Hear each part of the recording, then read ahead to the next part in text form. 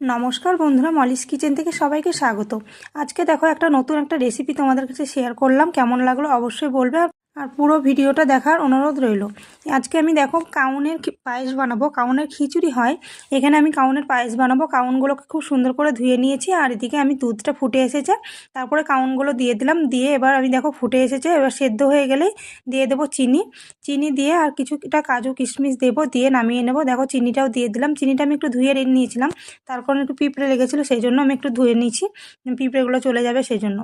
এরপরে দেখো খুব সুন্দর এই যে হয়ে গেছে আমার পায়েসটা রান্না করা। কেমন লাগলো অবশ্যই বলবে। কামিনী ভোগ, গোবিন্দভোগ এই চালের পায়েস কিন্তু অনেক খেয়েছো, একবার হলেও এই পায়েসটা খেয়ে দেখো। আমার তো খুবই ভালো লেগেছে, তোমাদেরও ভালো লাগবে আশা করি।